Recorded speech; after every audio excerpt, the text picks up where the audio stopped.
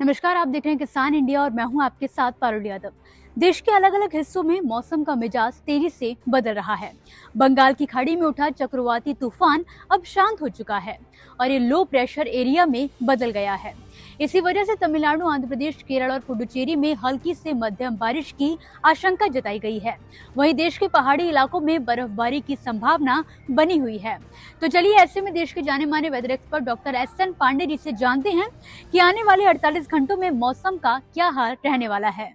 सीकर में भी 3.8, हिसार में 4 डिग्री और इसी के साथ कई जगह 4 डिग्री तापमान रिकॉर्ड किए गए।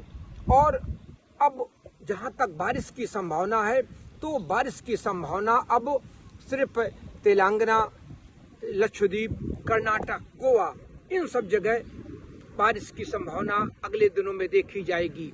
और बादल भी हमारे छत्तीसगढ़, आंध्र प्रदेश और कहीं कहीं क्या है राजस्थान के कुछ इलाकों में, महाराष्ट्र के कुछ इलाकों में बादलों की आवाजाही देखी जा सकती है, लेकिन बारिश की कोई भी संभावना इन सब इलाकों में अभी नहीं है। जिस तरह से उत्तरी ध्रुव से भी जो हमारी पोलर वर्टिक्स होती हैं वो कमजोर हैं, तो वो भी नीचे हमारे एशिया पर आ रही हैं, भारत पर भी आ रही हैं, उनका असर भी है। तो अब आगे आने वाले दिनों में आप कड़ाके की सर्दी के लिए बिल्कुल तैयार रहिए, क्योंकि अभी उत्तर भारत में चाहे जम्मू कश्मीर हो, हिमाचल प्रदेश हो, उत्तराखंड हो, पंजाब हो, हरियाणा हो, राष्ट्रीय राजधानी क्षेत्र हो, राजस्थान हो, उत्तर प्रदेश, बिहार, बंगाल, उड़ीसा, छत्तीसगढ़ और झारखंड, इन सब जगह पर अब कड़ाके की सर्दी आगे आने वाले दिनों में पड़ने की पूरी संभावना है। अभी पूर्वी भारत के मैदानी इलाकों में ठंड ने दस्तक दे दी है। तापमान लगातार गिर रहा है और पंजाब, हरियाणा, दिल्ली, बिहार, झारखंड और पूर्वोत्तर राज्यों में सर्दी का असर साफ महसूस किया जा रहा है। कई जगहों पर शीतलहर की शुरुआत हो चुकी है, वहीं कहीं कोहरा भी दिखाई देने लगा है। इन सबके बीच दिल्ली NCR के लिए थोड़ी राहत की खबर है। हवा की रफ्तार बढ़ने से प्रदूषण के स्तर में गिरावट दर्ज की गई है, लेकिन बावजूद इसके अब भी AQI 300 के ऊपर बना हुआ है, यानी हवा अभी भी खराब श्रेणी में ही दर्ज की जा रही है। इस बीच भारतीय मौसम विज्ञान विभाग ने हिमालयी क्षेत्रों में पश्चिमी विक्षोभ के सक्रिय होने की जानकारी दी है। इसका असर ऊंचाई वाले पर्वतीय इलाकों में दिखाई दे सकता है, लेकिन मैदानी क्षेत्रों पर इसके प्रभाव की संभावना बहुत कम बताई गई है। अभी फिलहाल एक नया वेस्टर्न डिस्टर्बेंस आया था, उसकी वजह से आज और कल वहां पर बर्फबारी होगी और बर्फबारी के बाद फिर जो सर्द हवाएं वहां से होकर गंगा के मैदानी भागों में आएंगी तो वहां पर भी तापमान गिराएंगी। दिन में भी धूप तेज रहेगी, धूप तेज के साथ हवाओं की गति भी 8 से 9 किलोमीटर और कहीं कहीं 12 किलोमीटर तक हो सकती है। इनकी वजह से दिन में भी तेज धूप में भी थोड़ी हल्की सी जब आप छाया में खड़े होंगे तो सर्दी महसूस होगी।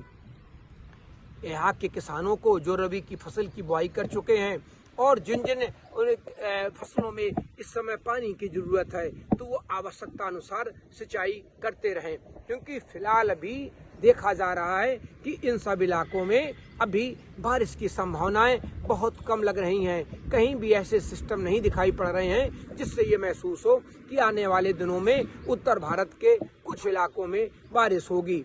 अभी फिलहाल 1 हफ्ते तक शुष्क मौसम रहने की पूरी संभावना है, लेकिन सर्दी से राहत मिलने की कोई संभावना नहीं है। सर्दी बढ़ने की पूरी संभावना है। तापमानों में भी आज से फिर गिरावट शुरू हो गई है और आगे ये गिरावट जारी रह सकती है। ज्यादातर तापमान औसत से कहीं 2 से 3 डिग्री और 6 से 7 डिग्री तक हैं। जम्मू कश्मीर में भी और हिमाचल में भी माइनस में तापमान पहुंच गए हैं।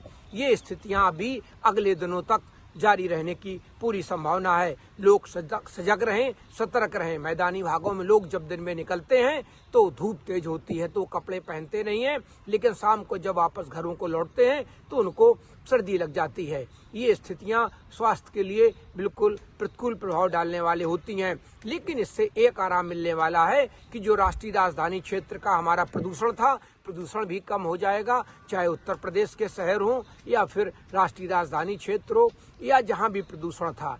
तो दिन जो अभी थोड़ी नमी कहीं कहीं आ रही है तो वहां पर हल्के बादल भी रह सकते हैं जो ऊंचे बादल होंगे।